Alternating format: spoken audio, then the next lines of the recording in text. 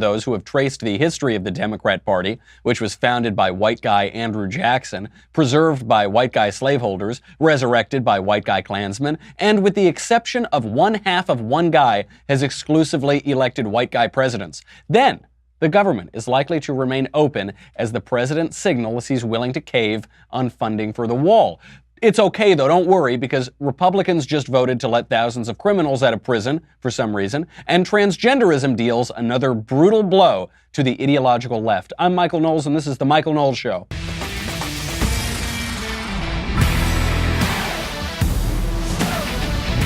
Today is opposite day. Today is totally opposite day. I'm upset with President Trump and the Republicans. I want to compliment Cenk Uygur. He actually did something good. Democrats embrace being the party of white men. Republicans cave on the wall. They let thousands of prisoners out of prison. We will get to all of that bizarre opposite day. But first, let's make a little money, honey, with ExpressVPN. With all of the recent news about online security breaches, it is hard not to worry about where your data go. Making an online purchase or even just accessing your email could put your private information at risk. You are being tracked online by social media sites, marketing companies, and your mobile or internet provider, and everyone else. People looking over your shoulder, man. That's why I decided to take back my privacy with ExpressVPN. ExpressVPN has easy-to-use apps that run seamlessly in the background of your computer, phone, or tablet. Turning it on takes just one click. You really need this, guys. I am telling you, especially when you consider the sort of stuff that I look at on the internet, you know, like dailywire.com, all that weird stuff, you have to do it. And you'd be a fool not to use ExpressVPN. You would be a fool to let your data just out there. Don't do it. I'm glad that I secure my data. You should too. ExpressVPN secures and anonymizes your internet browsing, encrypts your data, hides your public IP address. Protect yourself for just less than $10 a month. Do it today. Find out how. You get 3 months free at expressvpn.com/Michael, M-I-C-H-A-E-L. That's expressvpn.com/M-I-C-H-A-E-L. Go and DOIT-RIGHTNOW. Get 3 months free with a 1-year package. Visit expressvpn.com/Michael to learn more. The polls are in.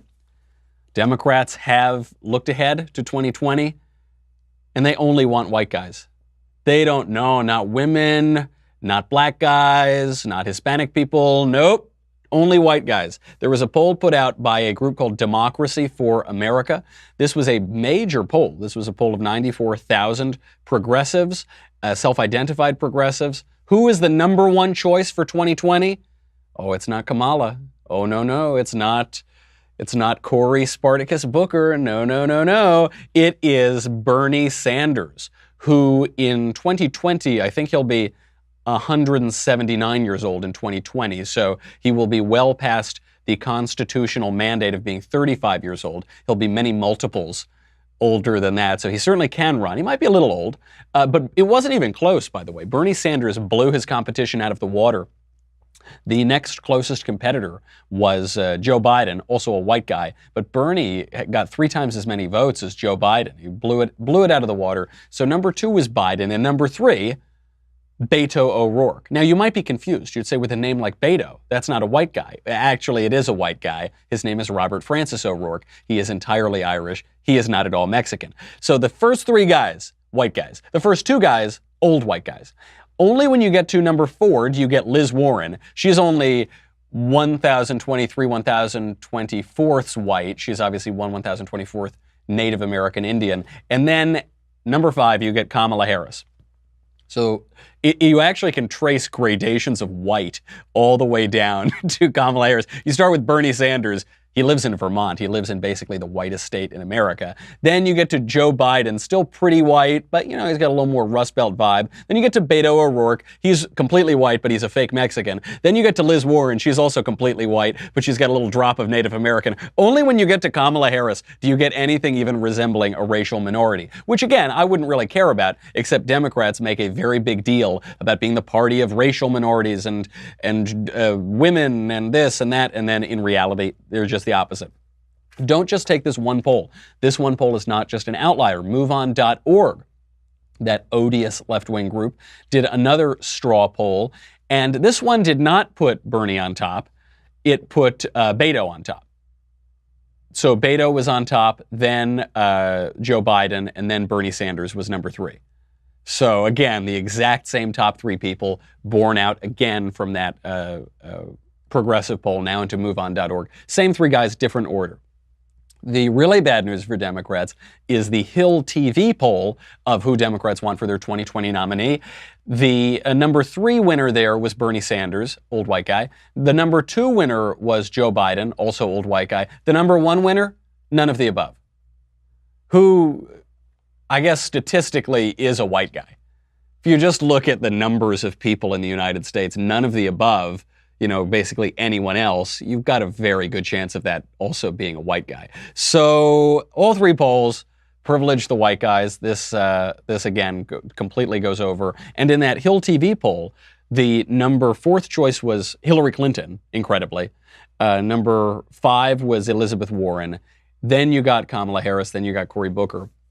So again, you see, it's funny. I mean, I would make the joke anyway, but you actually do see this borne out in the Move On poll, the Hill TV poll. You see it borne out, these gradations of whiteness. So the Democrat Party, I don't know that they can really make this claim that they're the party of intersectionality, that they're the party of tearing down the mean old white guy, but they're going to make it anyway. They're always going to make that claim. But it does show that huge gap between the rhetoric of the Democrat Party and the reality. They say, we're for the people. We want the popular vote. You don't really want the popular vote. You want the popular vote if you're a Democrat because you think that it'll help you out in certain swing states. Democrats don't want the popular vote. They won't even allow the popular vote in their own nominating convention. They won't even allow the popular vote in their own primary campaigns.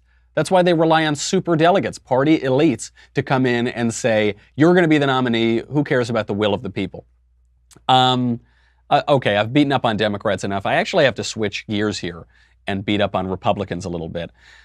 The White House right now is signaling that there will not be a government shutdown. Here's Senior Advisor to the President, Kellyanne Conway, in a surprisingly contentious exchange on Fox and Friends this morning. Well, first of all, let's not all acquiesce to the ridiculous soundbite that this is about a wall. They're trying to make a wall, 4-letter word, when the president's been talking about border security all along, as have the Democrats until he became president.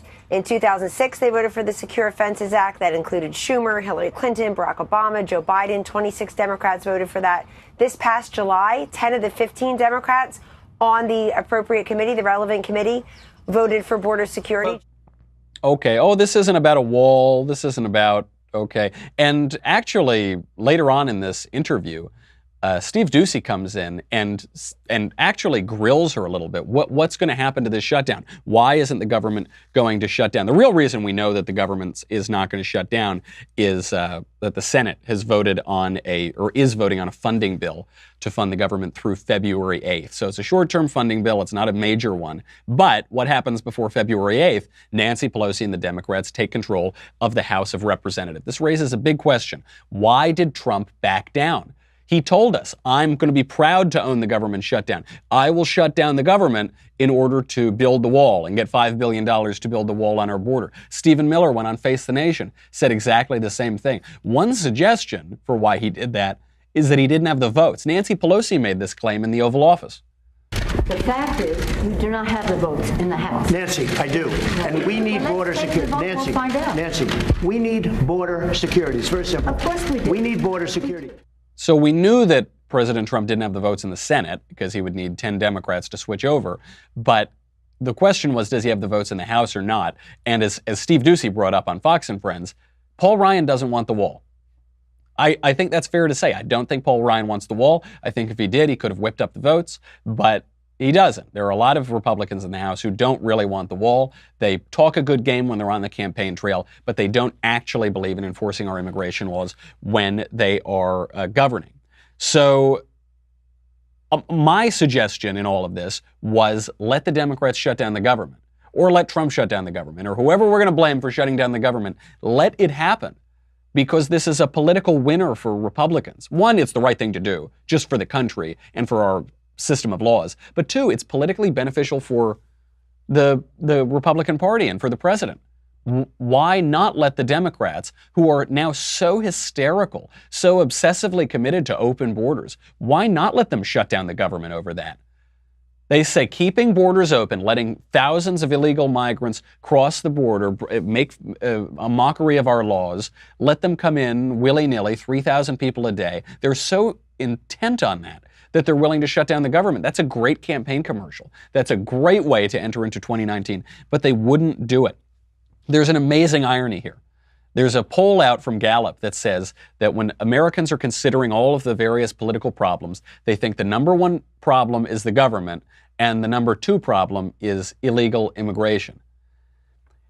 Here's an idea. How about you shut down the government to stop illegal immigration? This is a win-win. This is killing two birds with one stone, or in the new PETA language, feeding two birds with one scone, or whatever idiom you want to use. This is a big win. People don't like the government, rightly so, and they don't like illegal immigration. You can shut down the government, and you can shut down the government as a tactic to get $5 billion to build the wall and stop illegal immigration for the near future. But they won't do it. And this is frustrating enough. Now, I see the flip side of this is, what leverage does President Trump have? You shouldn't enter into a government shutdown if you don't have leverage to reopen it. And the president doesn't have leverage to reopen the government. I guess the only leverage would be once the Democrats take control of the House of Representatives, then there's really no point in carrying on. So you could reopen and say, okay, we've dragged this out for a month and got a lot of bad press for Democrats. And say la vie, maybe we didn't get the funding for the wall, but so what? Who cares? I understand there's not a lot of leverage there. Now President Trump says he's going to get the military to build the wall.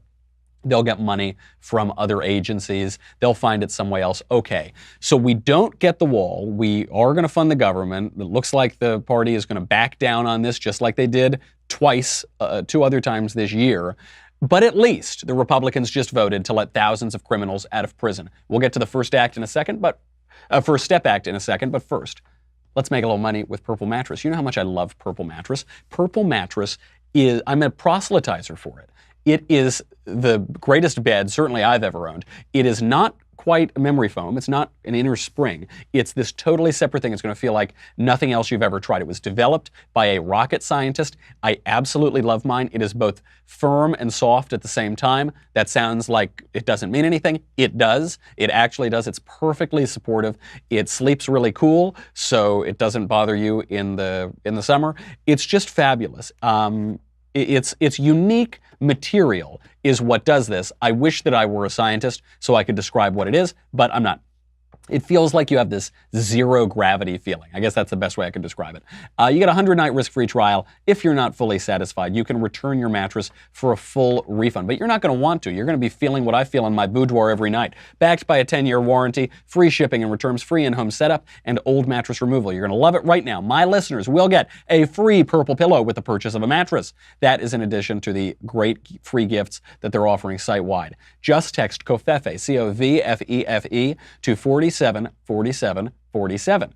That is the only way to get this free pillow. Text COVFEFE, C-O-V-F-E-F-E, to 474747, C-O-V-F-E-F-E, to 474747. Message and data rates may apply, but it's worth it because you'll get a sweet purple pillow. So we don't shut down the government. We don't get the $5 billion for the wall. But at least Republicans just voted on the First Step Act, which will let thousands of criminals out of prison. Because that's how President Trump won, isn't it? That's how he won his election. He said, look, we're not going to stop illegal immigration, but we will let thousands of criminals out of prison. Yeah. And they said, yeah, let them out. Let them out. Unlock the prisoners. Unlock the criminals, right? Was that what they were chanting at the rallies? No, I don't think it was. They were chanting, build the wall. And also lock her up. They actually wanted to put more people into prison, particularly Hillary Clinton. This was a bad idea. I'm a supporter of the president. I'm a big supporter of this administration. They've done so much good, and sometimes they do stuff like this. This First Step Act is just, what a bad idea. Tom Cotton was against this, Republican senator.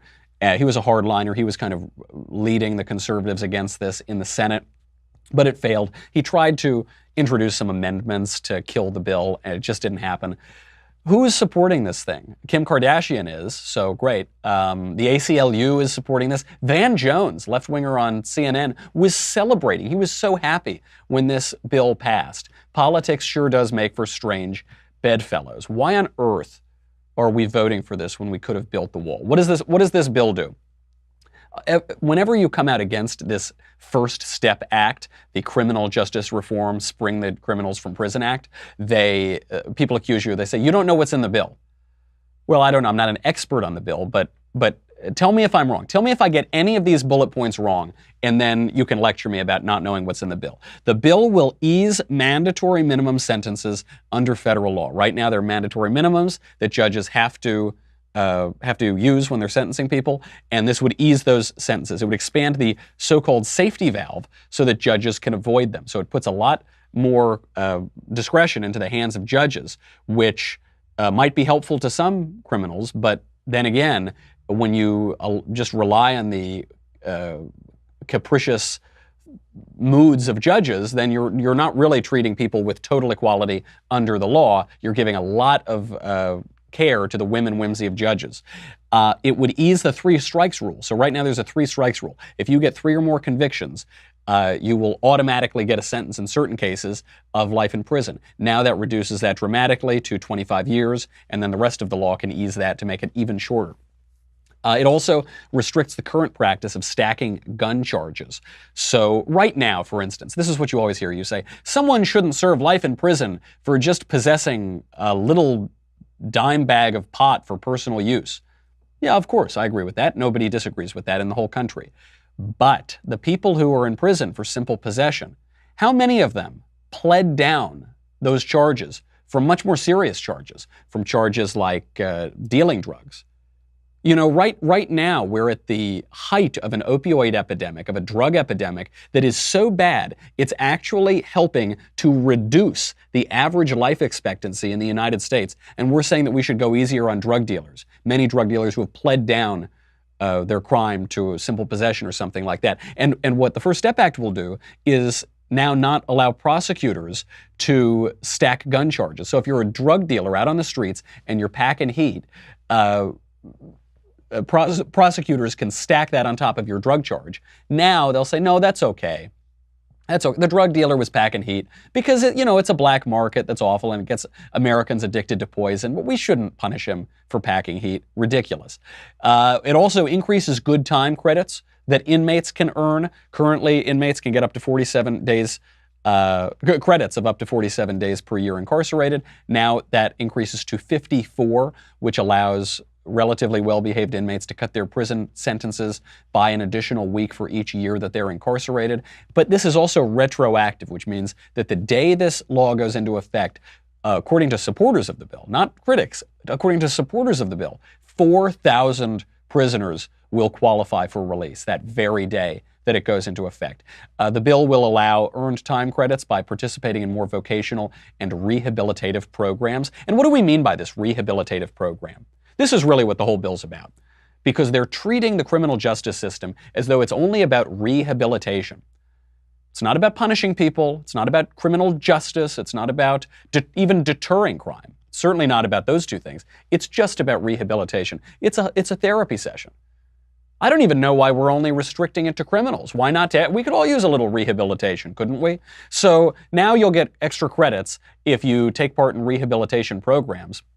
We also just found today, this broke, that the federal government has paid $365,000 in recent years to the Nation of Islam, Louis Farrakhan's radical organization. The organization, obviously bigoted, refers to Jews as termites, to go into prison and rehabilitate prisoners, which actually means radicalize prisoners into that perverse ideology of the Nation of Islam. That's what we're talking about here when we talk about rehabilitation programs. This is obviously a fundamental misunderstanding of the criminal justice system. And I don't know which wing of the White House or which wing of the Republican Party is pushing this sort of stuff.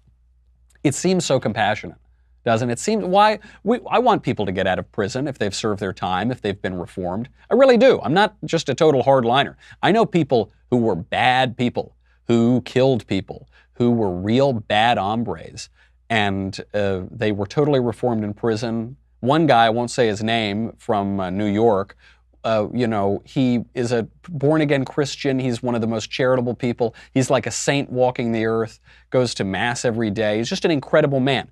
You can be reformed in prison. I hope that happens. That's a wonderful thing to do. That's not an excuse to spring thousands of people out of prison long before their sentences are over, with the dubious evidence that they've been reformed in some way, that they're not going to go. And now to make it easier for people who are dealing poison out on the streets, carrying guns while they do it, to avoid long jail sentences. That's not the way to do it. It's a total misunderstanding of the criminal justice system. Another aspect here, this is like really opposite day. President Trump's administration is now banning bump stocks.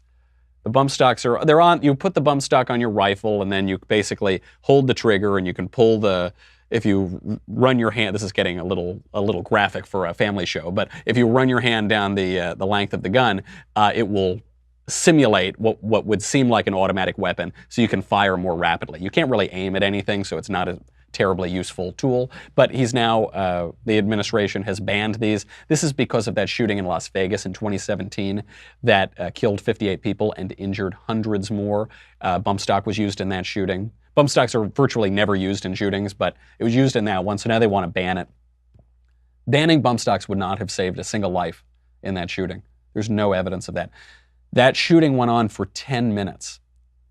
Just pulling the trigger, 11111, you could easily kill and injure all of those people in the course of 10 minutes. The shooter wasn't found for an hour. He killed himself, and then his body wasn't found for an hour. A bump stock ban would not have saved a single life in Las Vegas. Just as always happens when there's a mass shooting, the left wing calls for gun control, and then you say, which gun control law would have prevented the shooting? Which gun control law would have saved a life? And they say, I don't know, I just want to do something. Well, you've got to do something that's helpful. You can't just do something and then pat yourself on the back and say, oh gosh, aren't I a good person? You haven't accomplished a single thing. Even more shocking than my frustration with the Trump administration in the last week is I actually think Cenk Uygur of the Young Turks got something right. I know this is shocking. This comes in the wake of Tucker Carlson's comment. Tucker Carlson's under fire. The left-wing radical groups are calling for a boycott of his Fox News show, and it's because of this comment. We have a moral obligation to admit the world's poor, they tell us, even if it makes our own country poorer and dirtier and more divided. Immigration is a form of atonement. Previous leaders of our country committed sins. We must pay for those sins by welcoming an endless chain of migrant caravans. So he's right about that point. He's right about the white guilt and the ideology of open borders. But did you catch what word got him in trouble? It was the dirty. Said it would make our country dirtier. And just as a very simple observation, poor countries are dirtier than clean countries, than rich countries. That's certainly the case. I have traveled to the third world. I have lived in the first world. I've probably gone to the second world. I don't know exactly where the second world is. I've been all over, and of course it is. Of course poorer countries are dirtier. They don't have the same resources for sanitary systems and things like that. So he makes that point. Should he have used a different word? Maybe. Are all illegal immigrants people who come here from bad places, are they all dirty when they come here? No. At least not for very long. You can acclimate to America pretty well. So yeah, okay, maybe you shouldn't have used that word. Is it the end of the world? No, I don't think so. And now the left is just jumping on this to call for a boycott of Tucker's program. I mean, they've just been waiting. They call for boycotts of everybody's programs all the time. And you notice the right doesn't call for boycotts of left-wing programs. Very, very rarely does that happen. Generally speaking, we let them spout their nonsense, and we just say what we want to say. I've never called for a boycott of Rachel Maddow's program, because if I did, I'd be arguing myself out of a job, so I certainly wouldn't want to do that. So, shock of all shocks, here on Opposite Day, Cenk Uygur of the Young Turks came out swinging in defense of Tucker Carlson. I think as odious as Tucker Carlson's comments are, he gets to make them, and we get to make the counter-argument. It's not a First Amendment issue. These advertisers have every right to put their ads anywhere they like. They're not the government, okay? But as a general principle, I believe in freedom of speech, and I believe that in the marketplace of ideas, and you could say, hey, that's hokey, Cenk, and it's not right, and it's, one is on a cable news station powered by billions of dollars that Rupert Murdoch put in, and you guys are online, and it's a totally different animal. We'll take them on anyway, and we will beat them anyway, and we're beating them today. So I think they should let us battle it out, but now the sponsors are pulling out. I don't know what you think, Anna. He is absolutely right about that. I will point out, though, he lays this caveat. He says, and it's a cable news station, and Tucker's powered by zillions of dollars from Rupert Murdoch. Yeah, true. The Young Turks has a studio at YouTube. Don't they? I think I'm getting that right. I don't want to say anything that's untrue. I am 99.9% sure the Young Turks have a studio at YouTube, which is powered by essentially the biggest corporation in the history of the world. So let's not throw stones here. But he makes a very good point. Why? You're right. It's private businesses. It's cable news. It's whatever. So people can boycott. It's not a government issue. It's not a First Amendment issue. But they shouldn't. Just let him say what he wants to say. We can have a dialogue. He gets it. He gets this exactly right. This is where, if the left is smart, they will move. This is the sort of thing that they'll embrace. Cenk is still a left of Lenin on just about everything else, but they're gonna be the snake that eats its own tail if they keep it up with this censorship stuff, because they're just slowly gonna destroy themselves and censor themselves. There was this woman, this feminist writer in Canada, who disagreed with the transgender ideology. She's a left-winger. She's a feminist writer. They banned her from Twitter because the snake was eating its own tail. And this is what's going to happen to the left. It's just going to totally destroy itself unless they get on board with what Cenk is saying. And I think that's probably why he's saying it. We have a lot more to get to. Great stuff from Dan Crenshaw. He is that congressman, war hero, he was injured in battle, lost an eye. And also, speaking of transgenderism, transgenderism is one of the greatest gifts the left has ever given us.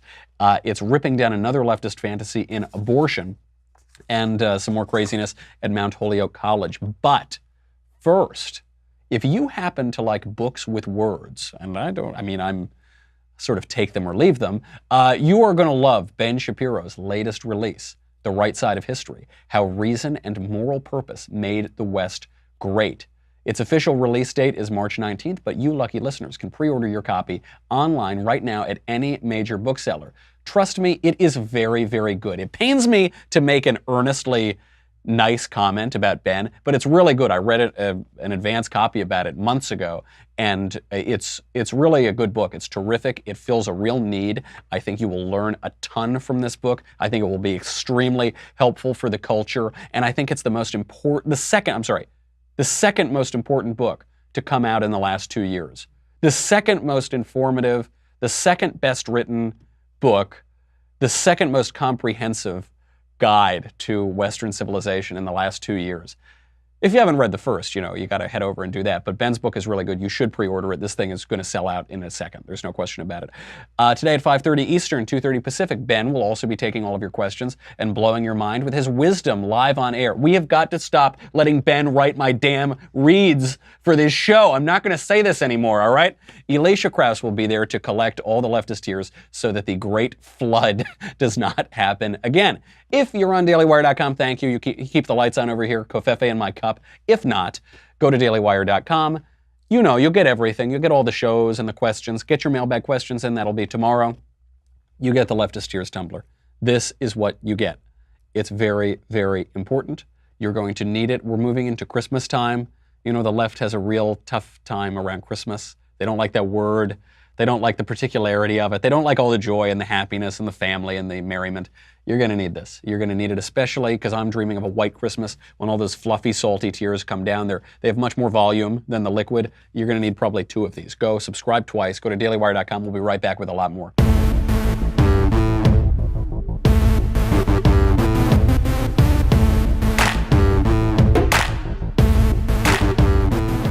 Dan Crenshaw.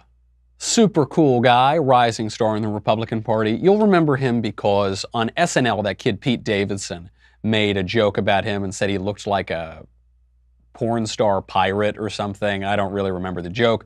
Didn't land, and this was controversial because Dan Crenshaw is a war hero who lost his eye defending our freedom, yours and my freedom, defending our country. And so they kind of made up. Dan Crenshaw was very gracious about the whole thing. And he even went on SNL and for a fleeting moment made SNL funny again. And anyway, this week, Pete Davidson, the SNL kid, sent out what was essentially a suicide note on Instagram and said he doesn't want to live in this world anymore. He's trying to stick around, but he doesn't know how long he can last. He's talked about depression before and his battles with mental health. There is a suicide epidemic in this country. I've seen it up close. It's really, really nasty. It's disproportionately affecting millennials. Teen suicide is up 70%. So this really is no laughing matter. This is a real serious thing. And so everyone went to his side.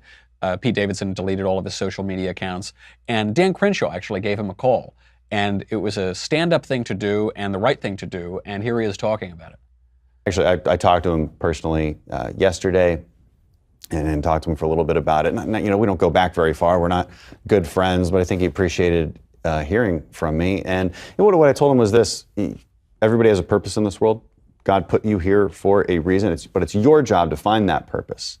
Okay, and you should live that way. You should live that way, always seeking out that purpose, not expecting it to be given to you by anybody else. And know that you have value, and that you maybe do more good than you realize for people, especially a guy like that. He makes people laugh. Sometimes he makes people mad, but he makes people laugh a lot. And that's what we talked about. It was a good conversation. That's the right thing to say. It's very important to remember this when we're talking to people especially on Twitter, but even on the air or in politics, or usually to people's faces, everyone's really nice. It's only on the air when they're writing or from behind a computer screen that they get really, really mean. You do have to remember, you're encountering an eternal soul. Every person you talk to, you're encountering an eternal soul.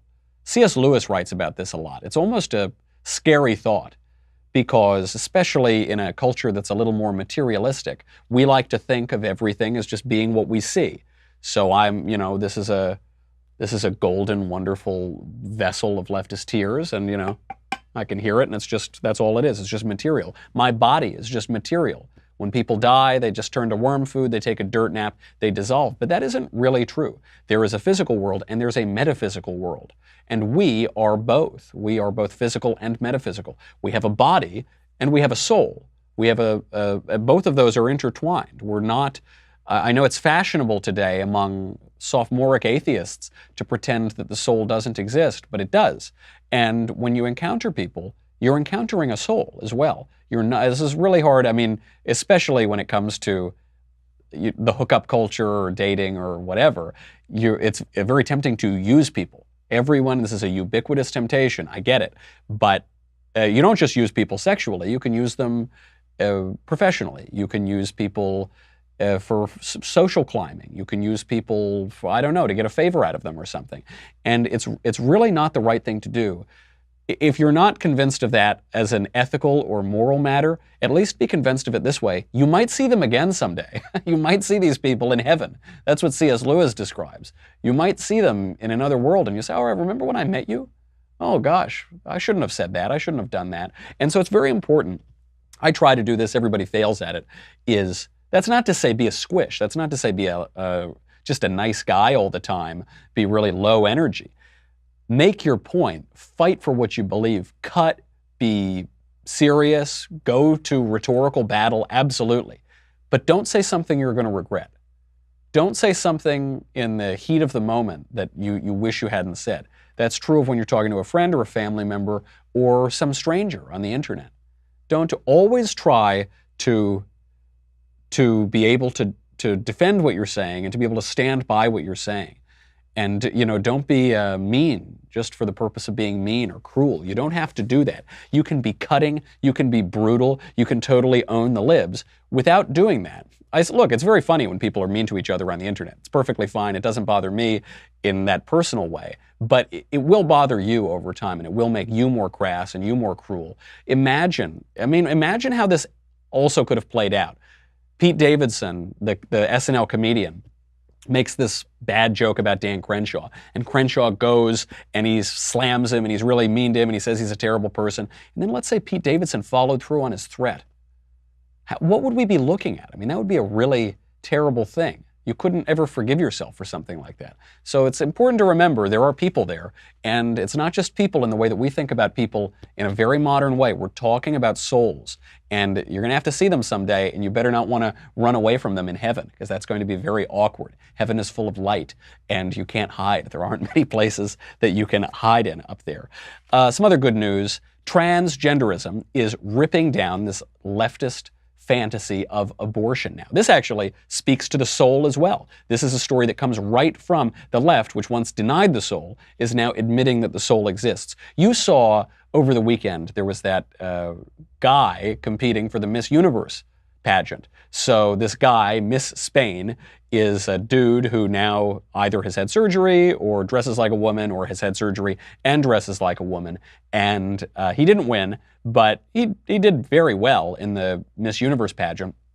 Here is what he has to say about the question of whether or not he is a woman. I'll translate because I assume most of you don't speak Spanish. He says, having a vagina does not make me a woman. I am a woman, and already was before my birth, because my identity is here in my mind, not down there. I love this story. I love the fact of transgenderism.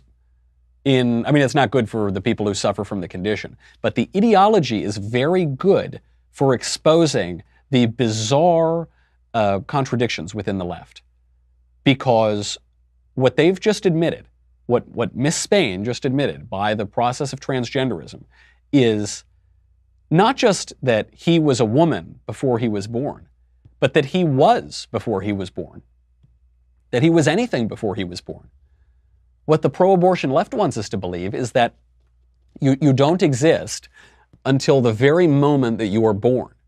2 minutes before you're born, oh, you're just a clump of cells. You're just a random mishmash. You don't even look like a human. Oh, don't look at that sonogram. Oh, don't feel the baby kick. No, it's just a mishmash of cells. Only once you're born do you become a human. And what Miss Spain just said is, I was a woman before I was born. And so it's acknowledging the humanity of the unborn baby, what we call the fetus, which really just means offspring, or the embryo, or whatever they want to talk about. It's acknowledging that that is a human life. But what Miss Spain is talking about is even further, which is at the heart of the transgender ideology itself. It's at the heart both of the condition and the ideology, which is that humans are not just physical objects. We have a soul. So I might be a man. You can check under the hood down there, everything checks out. I've got whiskers, I have a deep voice and a big Adam's apple. I am a man. I've got a Y chromosome. But in a non-physical, in a metaphysical sense, in a deeper reality, I am really a woman. And that this is the universal claim of transgenderism. But in order for that to be true, there has to be a metaphysical reality. There has to be a soul. You have to be something more than just your physical body. This is a very difficult thing for the left, for leftist materialists, for leftist atheists, who say there is nothing beyond the body. There is nothing beyond the physical world. Well, if that's true, then transgenderism is even more ridiculous than it is in a world with a soul. If that's true, then what are they claiming? Then they're truly just babbling nonsense. Now, it's also nonsense in the world where there's a metaphysical reality as well, but it's at least much more plausible in that world. It cuts against this. And the reason this issue is so good, the reason why for the conservative side, I'm glad that transgenderism, which actually only affects 0.2% of the population, if that, a very vanishingly small percentage of the population. The reason that this has dominated the national conversation is because the left has to work out all of these issues and challenges that it poses for its ideology, because it poses a ton of them. It just smashes down the notion that men and women are exactly the same, or the notion that feminism makes. Either men and women are exactly the same, or they're not exactly the same. Either sexual differences are natural, or they don't exist. They're just sort of socially constructed. Well, if they're socially constructed, what is a woman? What is feminism? If gender doesn't really matter at all, then why would someone surgically mutilate himself, go to such great lengths to try to more closely resemble a woman? If a metaphysical reality does not exist, then how can someone be a man but not a man, really? What does really even mean in that scenario? It raises a lot of really good questions. I think, we're shocked by the ridiculousness of it, but rather than exclusively making fun of the ridiculousness of it, we should do that, 92% of the time. But for the rest of the time, follow that train of thought. Think about why this issue has cropped up in the imagination of Democrats and left-wingers. It's because they're extraordinarily confused in their thinking. And this is a good opportunity to bring some clarity to it. I mean, nowhere is this more visible than at Mount Holyoke College. Mount Holyoke College is traditionally a girls-only school. The current logo of Mount Holyoke College, MHC, has the H and the C combined to form the Venus symbol. That's the female gender symbol, And now this is very offensive. You're not allowed to do this anymore. Why? Because in 2015, the college decided it would no longer be a women's-only college. It would also admit trans women, which is to say, men. So the college now it's a women's-only college still, but the way they describe it is it's a gender-diverse women's college. It's a not only women's college. It's a women's, not women's college. Okay. It's a contradiction of a college. The president of Mount Holyoke College, Lynn Pasquarella, said, quote, "We recognize that what it means to be a woman is not static. Just as early feminists argued that reducing women to their biological functions was a foundation of women's oppression, we acknowledge that gender identity is not reducible to the body." Right. I'm sure those early feminists are so happy now. They're just dancing in their graves or dancing up in heaven that now that their women's only college is no longer allowed only to admit women. What a huge striving for feminism. What a great leap forward. So not only do they say this nonsense, but after the protests of this symbol, a Mount Holyoke's spokesman responded and said, "It is now evident to us that this symbol, the Venus symbol, the female gender symbol, has a long history of exclusion connected to movements that, while trailblazing for some groups, represents the erasure of others. We have thus determined that the college cannot move forward with a word mark that references this symbol." And it is true. The Venus female gender symbol does exclude some people, namely men. The women's symbol excludes men because the very definition of women until 5 seconds ago was and is not men. That's true. It's exclusive. It's not tolerant in the silly way that we talk about tolerance now. But words are exclusive. Discrete things are exclusive. This is a pen. This is not a watermelon. That's so exclusive. Isn't that so exclusive? How I want it to be all things to all people. I want to be all things to all people. That's the typical cowardice of our age. We demand to be all things to our people. And when you try to be all things to all people, you are nothing to anybody.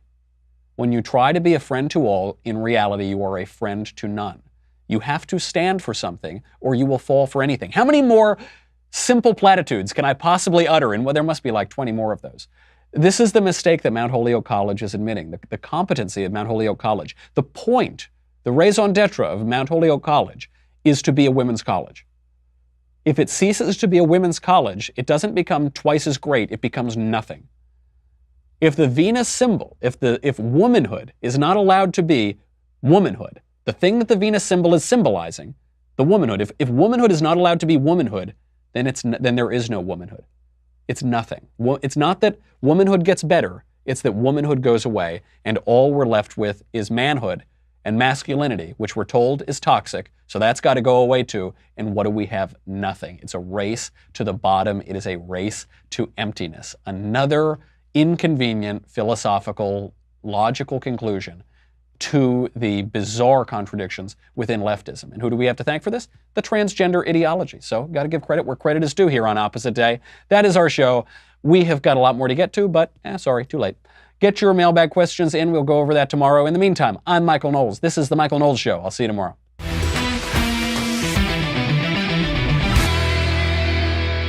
The Michael Knowles Show is produced by Senia Villarreal. Executive producer Jeremy Boring. Senior producer Jonathan Hay. Our supervising producer, Mathis Glover, and our technical producer is Austin Stevens. Edited by Jim Nickel. Audio is mixed by Mike Coromina. Hair and makeup is by Jesua Olvera. The Michael